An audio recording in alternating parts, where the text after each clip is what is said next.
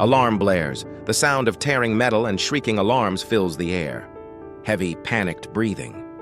The universe wasn't supposed to end in a symphony of screeching alarms and the smell of ozone. My ship, the Stardust Drifter, a vessel that had slipped through corporate blockades and pirate ambushes without a scratch, was now a screaming metal coffin plummeting through a sky the color of a day-old bruise. My hands danced over the control panel, a frantic, useless ballet against the inevitable. Red lights flashed across my face, painting my reflection in the cracked viewport with the hues of my own damnation. "Come on, you rust bucket, hold together!" I roared, my voice lost in the cacophony. The controls were dead. I was just a passenger on a one-way trip to oblivion. The ground, a terrifying tapestry of glowing alien flora, rushed up to meet me. I braced for impact, a final curse on my lips, and then only darkness. A velvet, silent, and surprisingly gentle darkness. And a voice like honey and starlight cutting through the void. "Breathe," it whispered, not in my ears, but directly into my mind. "It is not your time to die. Not yet," I gasped, my lungs burning as if I'd been holding my breath for an eternity. Consciousness returned like a physical blow, bringing with it 1,000 points of pain. I was sprawled in the mangled heart of my cockpit, the emergency lights casting long, eerie shadows. The ship was silent, a tomb of twisted metal and shattered dreams. Pushing a sparking console off my chest, I staggered to my feet, my body a symphony of aches and protests. "Perfect," I grumbled, the word tasting like blood and regret. Just perfect. My gaze fell upon the viewport, or what was left of it. Outside, a forest unlike anything I'd ever seen pulsed with a soft internal luminescence. Giant, mushroom-like trees dripped glowing spores into the humid air, and vines thick as my arm snaked around the wreckage, already trying to claim it for this weird, glowing world. A rustle in the undergrowth snapped my attention. My training, the muscle memory from a life I'd tried to leave behind, took over. I dropped into a crouch, my hand instinctively reaching for the pulse blaster at my hip. The familiar weight was a small comfort in this sea of alien uncertainty. "Whoever's there," I called out, my voice a ragged edge. "Show yourself! Slowly!"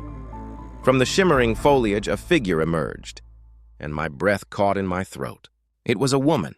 At least the silhouette was female, but she was crafted from moonlight and shadow. Her skin was the color of a twilight sky, a deep, luminous indigo that seemed to absorb the light of the forest and reflect it back, softened and ethereal. Her features were both alien and achingly beautiful, with high cheekbones, full lips, and eyes. Her eyes were pools of liquid silver that seemed to see right through my bravado, past the smuggler and the cynic, and into the broken soldier beneath. She moved with a liquid grace that defied the uneven terrain, her long silver hair flowing behind her like a comet's tail. "You are trespassing on sacred ground, off-worlder," she said. And it was the same voice from the darkness, melodic and resonant, each word a perfectly plucked note on some celestial harp. She spoke perfect galactic standard, but with an accent that was ancient and impossible to place. I found myself standing up, my hand falling away from my blaster. I felt no threat from her, only an overwhelming sense of curiosity. And something else, a pull, a strange magnetic attraction that set my nerves on fire. "Name's Jax," I managed, my voice suddenly hoarse. And trespassing wasn't exactly on the itinerary. My ship had a disagreement with your planet's gravity. A faint, enigmatic smile touched her lips. "The Grove is selective about its visitors. It suffers them to land, but rarely allows them to leave." Her silver eyes roamed over my battered form, lingering for a moment on the pulse blaster at my hip. "You are armed. You expect danger?" I snorted, a harsh, humorless sound. "Lady, in my line of work, I expect danger to be hiding in the complimentary breakfast basket." "What is this place? And who are you?" She glided closer, the bioluminescent plant seeming to bend towards her as she passed. "I am Lyra, and this world is our home, our sanctuary and our prison."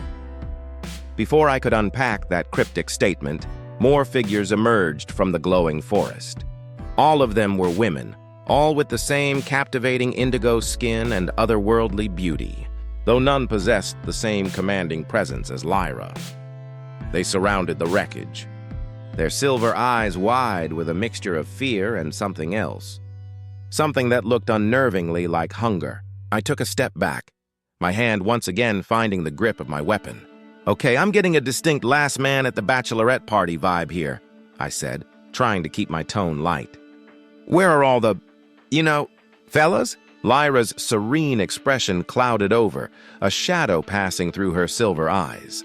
"There are no men here," she said, her voice dropping to a somber whisper. "The grove does not permit them to live." The air grew heavy, thick with unspoken tragedy. Every woman's gaze was fixed on me, and the hunger in their eyes sharpened. I wasn't just a curiosity anymore. I was something else, something they needed. The grove, this planet. "It's alive, isn't it?" I asked, the pieces clicking into place with a dawning horror. Lyra nodded slowly. "It is an ancient, sentient consciousness, a predator. It feeds on the life force, the raw, potent energy that male species possess. It draws them in with phantom distress calls, just as it drew you.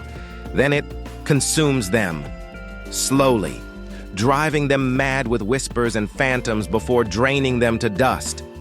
I felt a cold dread snake its way up my spine. The gentle voice in the darkness suddenly felt less like a savior and more like a lure. "And you? How have you survived?" I asked, my gaze sweeping over the assembled women. You're like me. Humanoid. Our ancestors crashed here, much like you did centuries ago," Lyra explained, her voice a low, sorrowful melody. "The grove consumed the men. But the women, it found a different use for us. We formed a symbiosis with it. We are its caretakers, its priestesses, its prisoners. We draw sustenance from the planet's energy, but we cannot leave. Its roots are in our very DNA. To leave this atmosphere would be to dissolve into nothing." She took another step closer, her silver eyes locking onto mine with a desperate intensity. "But our people are fading. The symbiosis is becoming parasitic. The grove demands more than we can give. It grows weak, and so do we. We need an infusion, a source of immense, pure energy to rebalance the scales. An energy only a male of a vibrant, strong species can provide." I swallowed hard, the implication hanging in the air like a guillotine. "Let me guess," I said, my voice barely a whisper. "I'm the walking, talking battery you've been waiting for." A predatory yet mournful smile touched Lyra's perfect lips.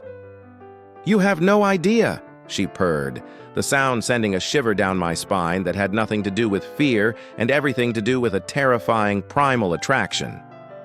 "You are the first to survive the crash in a generation. The grove allowed you to live.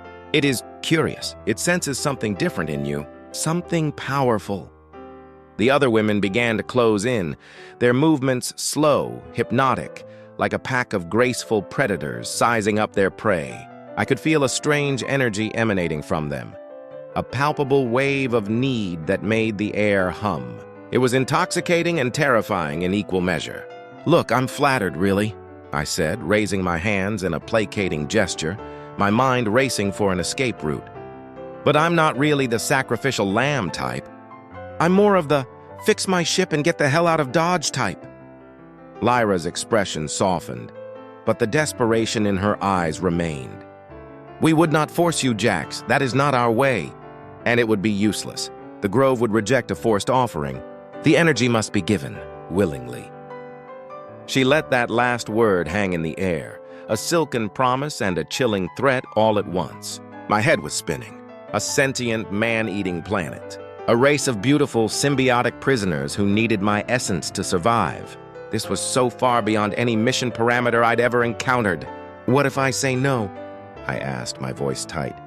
"Then you will share the fate of all the men who came before you," Lyra said, her voice devoid of malice, stating it as a simple, undeniable fact. "The grove will grow impatient. It will begin to whisper to you. It will show you things, memories from your past, fears from your future. It will unmake you piece by piece until there is nothing left but a husk for it to feed on. Your only chance of survival is with us." "With me?" Her hand came up, her long, slender fingers gently brushing against my cheek. A jolt, like a static shock but 1,000 times more potent, shot through my entire body. It was a dizzying, pleasurable sensation that left me breathless. For a fleeting moment, I saw a flash in my mind's eye. Not a memory, but a possibility. Lyra, her silver eyes glowing, her body entwined with mine, energy crackling between us like a miniature lightning storm. It was raw, powerful, and utterly terrifying. I flinched back, the vision vanishing as quickly as it came. "What the hell was that?" I gasped. "A taste," Lyra whispered, her lips impossibly close to mine. "A glimpse of what we could share. The pleasure you would experience is beyond your comprehension. And in that pleasure, you would give us the energy we need to survive. To finally break free." She gestured towards my mangled ship. "We can help you repair your vessel. Our knowledge of this world's organic technology is vast. We can give you the means to leave. All we ask for in return is you." The deal was laid bare. My body, my energy, my very life force, in exchange for a chance to escape this beautiful, deadly paradise. To trust her was madness. To refuse was a death sentence. As the indigo-skinned women watched me with their hungry silver eyes and the glowing, predatory forest pulsed around us, I knew one thing for certain. This was going to be one hell of a negotiation. The next few days were a masterclass in psychological warfare, wrapped in the most seductive package I'd ever seen. Lyra and her sisters led me to their village, a breathtaking settlement woven directly into the giant bioluminescent flora. Bridges of living wood spiraled up massive trunks, and homes glowed like captured fireflies within translucent flower-like pods. It was a paradise built on top of a nightmare. They gave me a place to stay, a pod high in the canopy with a view of the entire valley, a gilded cage with an unbeatable view. And they began their subtle, relentless campaign of seduction. It wasn't overt. It was in the way a woman named Lyra would bring me strange, delicious fruits, her fingers brushing against mine for a fraction of a second too long. It was in the way they would bathe in the glowing waterfalls, their laughter echoing through the trees, always aware that I was watching. They were a constant, tantalizing presence, a reminder of what they were offering and what they needed. Lyra was the most potent weapon in their arsenal. She spent the most time with me under the guise of helping me assess the damage to the drifter. We'd work together, salvaging what we could from the wreckage. Her knowledge of organic engineering was astounding. She showed me how to coax strange, crystalline materials from the trees to patch the hull, how to use pulsating, vine-like conduits to replace fried power lines. But the work was just the backdrop for the real dance. "Your technology is so crude," she'd murmur, her hand covering mine as I struggled with a particularly stubborn access panel, all sharp edges and brute force. Her touch sent that familiar jolt through me, distracting and addictive. "It's efficient," I'd grunt, trying to ignore the way her thumb was gently stroking the back of my hand. "It gets the job done." Her silver eyes would sparkle with amusement. "Our way is one of persuasion, not force. You must convince the technology to work with you, not command it." She'd then place her palm flat against the panel, and with a soft hum, it would slide open effortlessly. Every interaction was like this, a subtle demonstration of her power, her connection to this world, and a reminder of my own powerlessness. But the grove was not idle. As the days turned into nights, it began its own assault. It started with whispers at the edge of my hearing. My name sighed on the wind. Then came the visions. When I slept, I dreamed of my past. Not as memories, but as vivid, waking nightmares. I was back in the corporate wars, the faces of the men I'd lost, their eyes accusing me.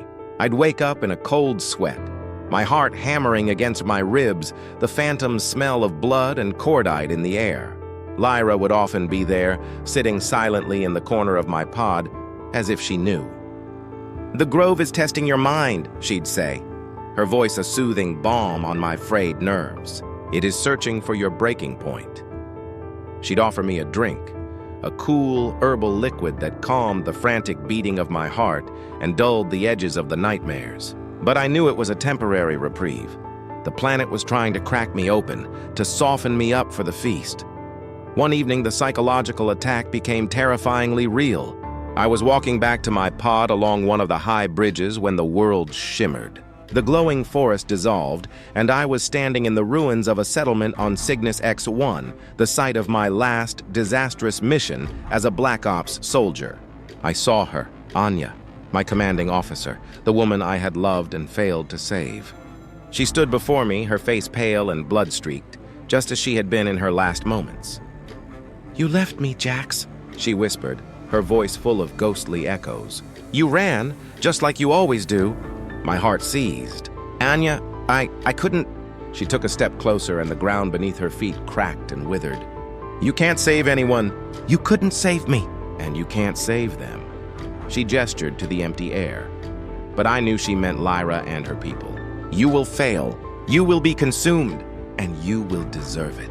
I stumbled back, my mind screaming. This wasn't real. It was the planet twisting my guilt into a weapon. But it felt so real.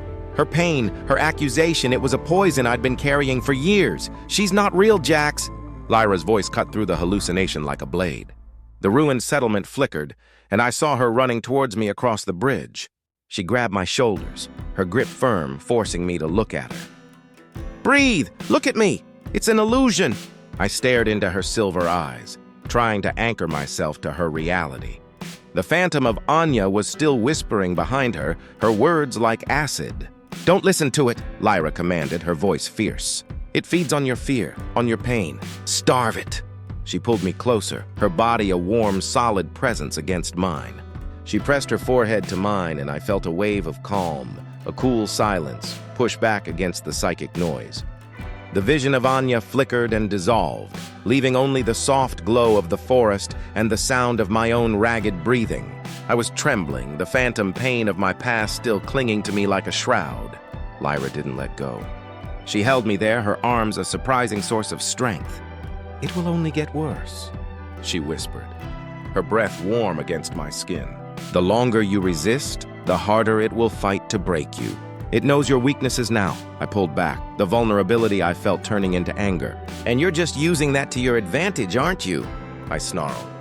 "Let the planet soften me up, make me desperate, so I'll be more willing?" The hurt in her eyes was instantaneous and profound. It was the first time I'd seen her serene mask crack completely. "Do you truly believe that?" she asked, her voice trembling slightly. "Do you think I enjoy watching it torture you? Seeing it peel back the layers of your soul?" I wanted to say yes, to push her away, to retreat back into my shell of cynicism. But I couldn't. I had seen the genuine fear in her eyes when she ran to me. "I don't know what to believe," I admitted, my voice rough with exhaustion. "I'm a tool to you, a means to an end, a power source." She shook her head, her silver hair catching the light. "You were," she said softly.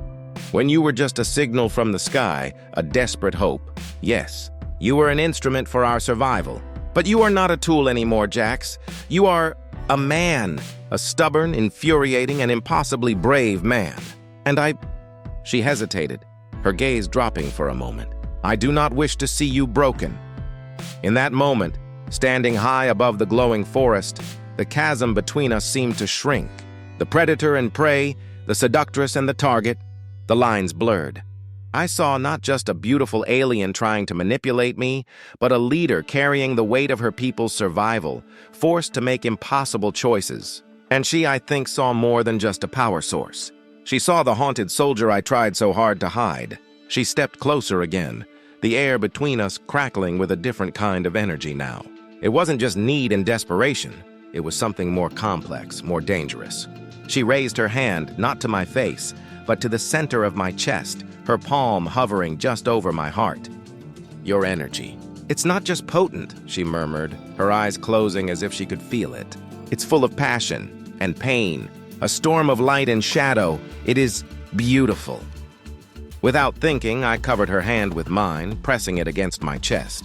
The jolt was explosive. We both gasped, stumbling back from each other as if burned. But the sensation that lingered was not of pain. It was a feeling of profound connection, of being seen, of being known. And as I stared at her, her chest rising and falling rapidly, her silver eyes wide with shock and wonder, I realized I was in more danger than I ever imagined. The planet wanted to consume my body. Lyra, she was beginning to consume my soul. and I wasn't sure which one I was more afraid of losing. The incident on the bridge was a turning point. The pretense of our relationship, the casual dance of seducer and prey, fell away. What remained was something raw, volatile, and undeniable. We continued to work on the ship, but now a charged silence often hung between us, thick with unspoken thoughts. The way she looked at me was different, her silver eyes holding a new depth, a conflict that mirrored my own. My cynicism was eroding, replaced by a grudging respect and a terrifying fondness. I found myself watching her when she wasn't looking, captivated by the way she commanded her people with a quiet strength, the way she would gently tend to the glowing plants of the village, a look of profound sadness on her face. She was a prisoner tending her own beautiful cage, and I was the key. But using that key would mean my own destruction. The Grove, sensing this shift, intensified its attacks. The nightmares became more vivid, the waking illusions more frequent. It began to target my hopes, not just my fears. It showed me visions of Earth, of the quiet life I'd always dreamed of, but never thought I deserved. A small cabin by a lake, the warmth of a sun that didn't feel malevolent.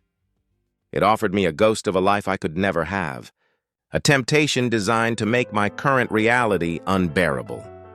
One afternoon, I found Lyra in the heart of the village, standing before a massive, pulsating pod that seemed to be the central nexus of the settlement. Its light was visibly dimmer than when I had first arrived.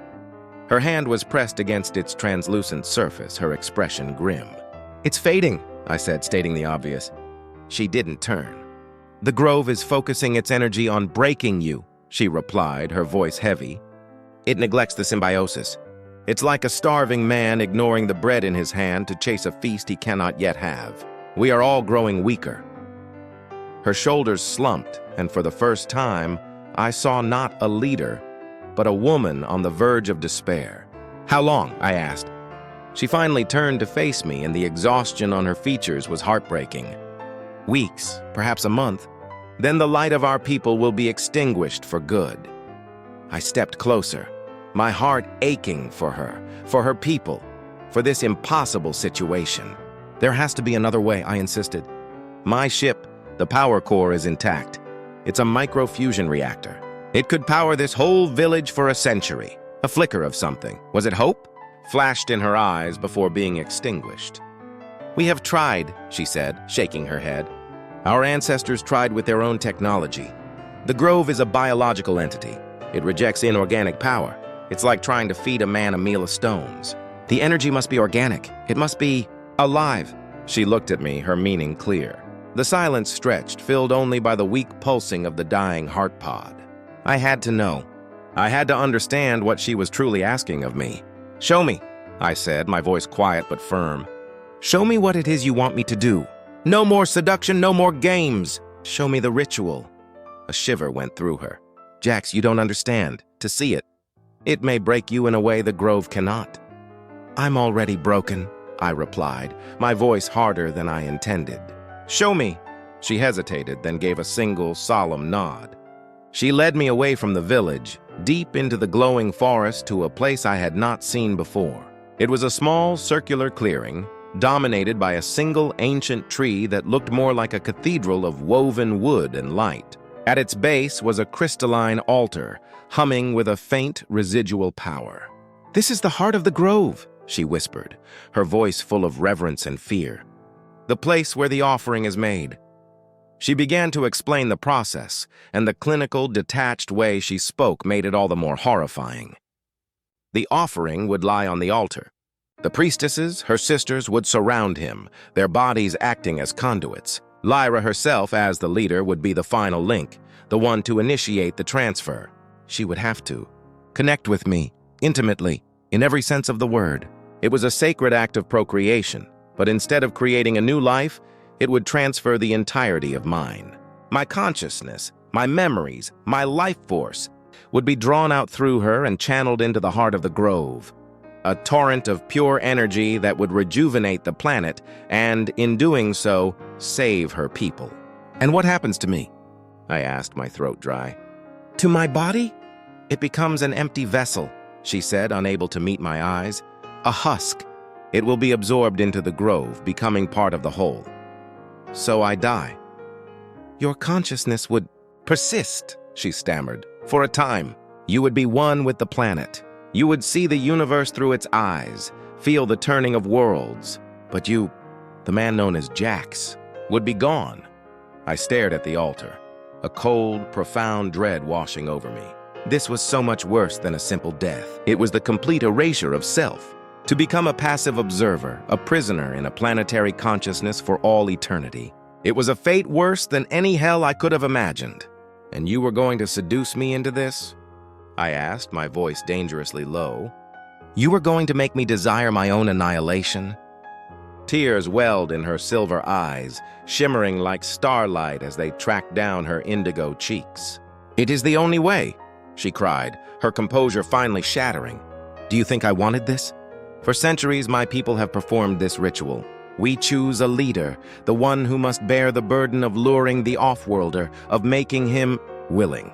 It is a curse passed from mother to daughter. I have dreamed of you every night since I was a child, not as a lover, but as a sacrifice I would one day have to lead to the slaughter. I hate it. I hate this planet, and I hate what it has forced me to become. She collapsed to her knees, her body racked with sobs, the raw agony of her confession echoing in the silent clearing. All the strength, all the serene command was gone, leaving only a woman trapped in an impossible role. My anger evaporated, replaced by a wave of empathy so powerful it almost brought me to my knees. In that moment, she was no longer an alien, no longer a threat. She was a kindred spirit, another soldier forced to make monstrous choices for the sake of survival.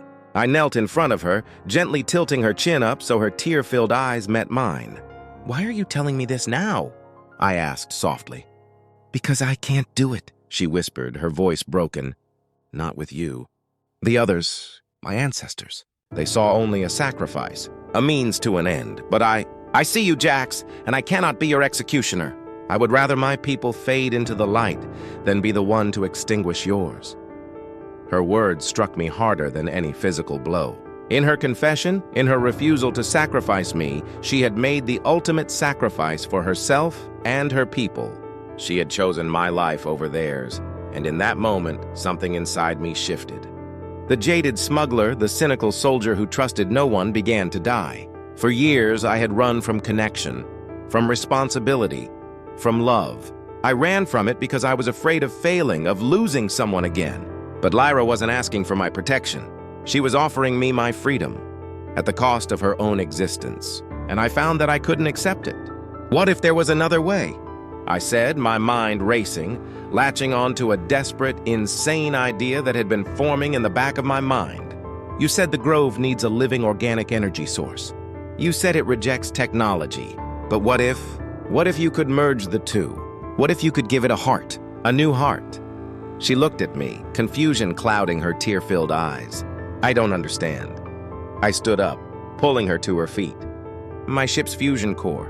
It's not just a machine, Lyra. At its heart is a contained, self-sustaining star. It mimics the processes of life, but it needs a regulator, a consciousness to interface with it, to act as a bridge between the organic and the technological. The full, horrifying weight of my own idea settled on me, but I didn't let it show. If a consciousness could be integrated with the core, and the core integrated with the Grove, it might work. It would provide a limitless source of energy the Grove could accept. It would be a permanent solution. Lyra stared at me, her mind slowly piecing together the implications of what I was suggesting. Hope warred with horror on her face. A consciousness? But whose? Who could possibly? Her voice trailed off as she looked at me, her silver eyes widening in dawning, terrified realization. She knew exactly whose. No, she whispered, her hand flying to her mouth. Jax, no. That's the same sacrifice. You would be trapped. No, I said, a strange sense of calm settling over me. I wouldn't be erased. I wouldn't be consumed. I would be transformed. I would be the heart of the machine. The Guardian. I would still be me, my mind intact, just different. A part of this world, and a part of the machine that saves it. It was a crazy, desperate gamble. A theory based on a half-dozen different pieces of advanced tech I barely understood. But it felt right. It felt like the answer. Lyra shook her head vehemently, gripping my arms. I won't let you. It's too great a risk. We don't know if it will even work. You could be lost forever, a ghost in the machine. It's a better chance than the one you had before, I countered gently. Lyra, you gave me a choice. You were willing to let your people die to save me. Now, let me make my own choice. I reached up and gently wiped a tear from her cheek with my thumb. For the first time in a very long time, I'm not running from something. I'm running towards it. Let me do this. Let me save you. She stared at me, a maelstrom of emotions swirling in her silver eyes, love, fear, gratitude, and profound sorrow. She knew she couldn't stop me. She knew that the cynical man she had met in the wreckage was gone, replaced by someone she had unwittingly helped to create. She finally gave a single, heartbreaking nod. And in the silent, sacred clearing, we sealed our tragic pact not with a kiss, but with the shared, silent understanding of a sacrifice that would both bind us together and tear us apart for eternity. The final days were a blur of frenetic activity and quiet, stolen moments. A strange new dynamic settled between us. The desperate tension was gone, replaced by a profound, bittersweet intimacy. We were no longer predator and prey, but partners in a desperate, last-ditch effort to cheat fate. We worked side by side, a team of two against an impossible problem. Her people, sensing the shift and understanding the new plan, treated me with a new kind of reverence, not as a sacrifice, but as a savior. They brought their strange organic tools and their centuries of knowledge, and under my direction, they began the monumental task of moving the micro-fusion core from the belly of the drifter. We had to weave a cradle of living wood, coaxing the planet itself to help us transport the volatile heart of my ship. Meanwhile, Lyra and I focused on the interface. This was the most critical part. We needed to create a bridge, a neural link that could translate my human consciousness into the binary language of the core, and then into the biological language of the grove. It was theoretical science of the highest order. We spent hours huddled over glowing crystals that served as data slates, my knowledge of technology merging with her intuitive understanding of the planet's biology. In those moments, talking about quantum mechanics and bioetheric energy, I felt more connected to her than I had to anyone in my entire life. In the evenings, we would sit high in the canopy watching the alien constellations wheel overhead. We wouldn't talk about the sacrifice that loomed before us. Instead, we talked about our pasts.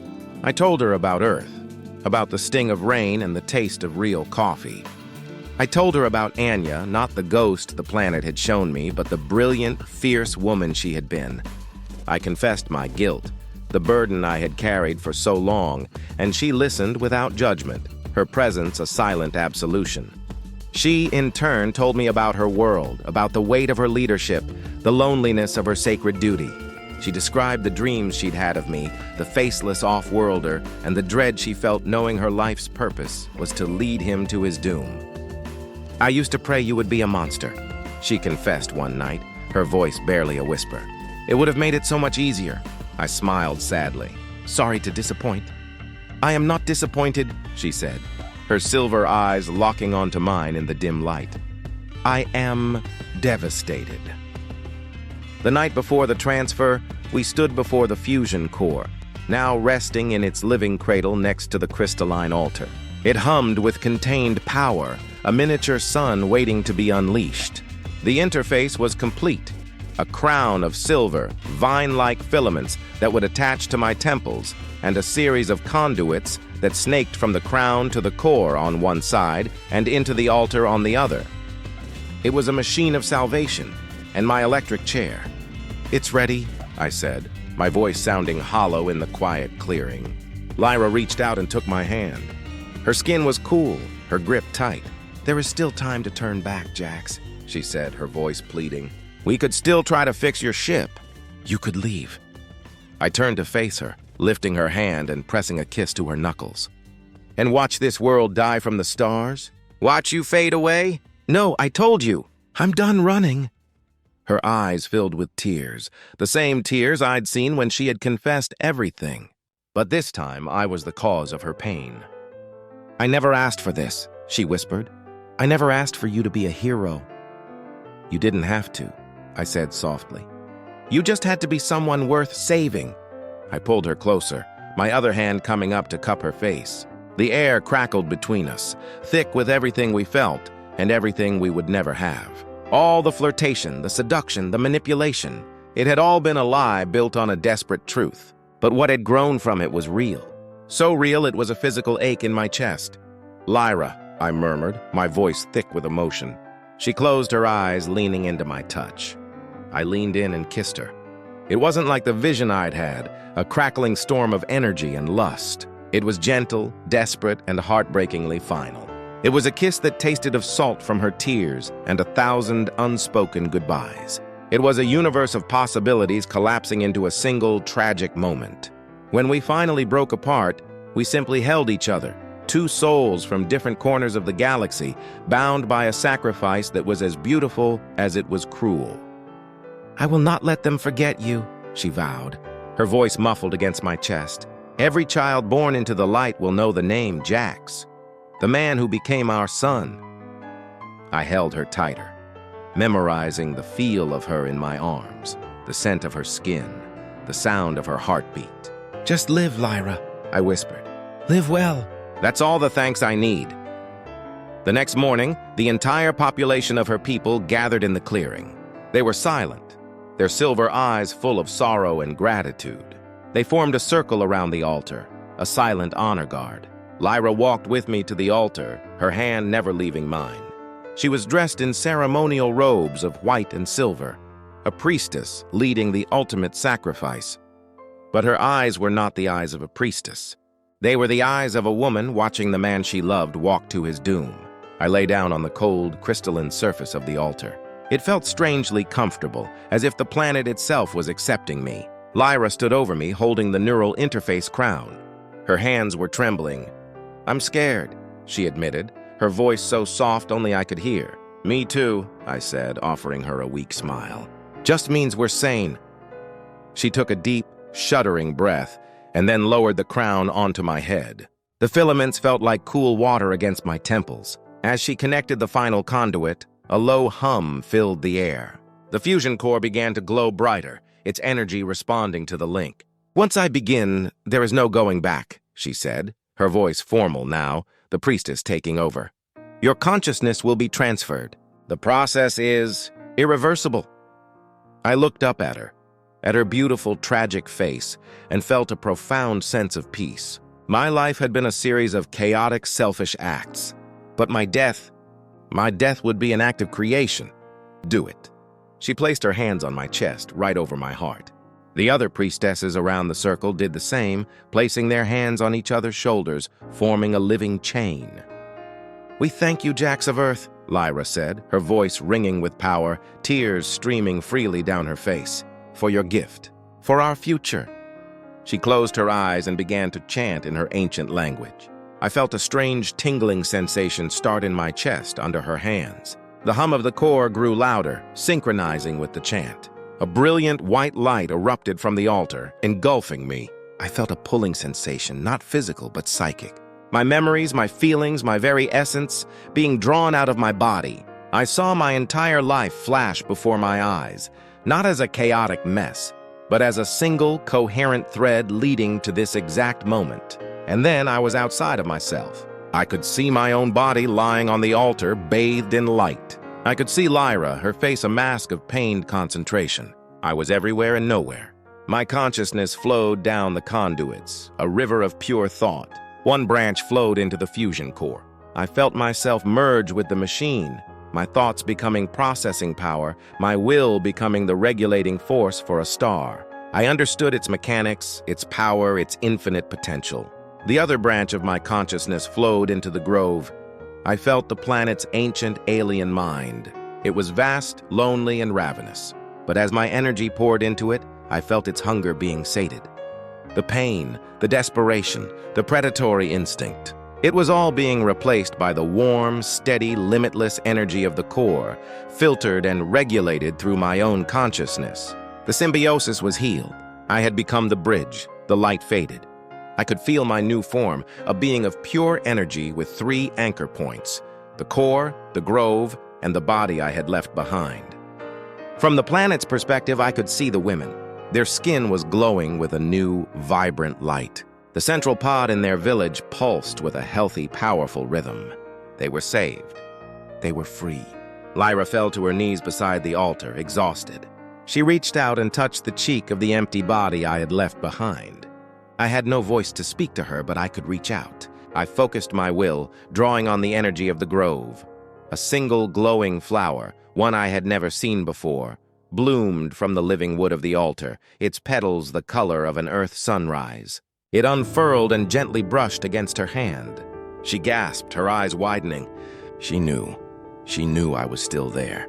She looked up, not at the sky, but at the entire forest around her, and a slow, beautiful smile spread across her face. "Thank you," she whispered to the world.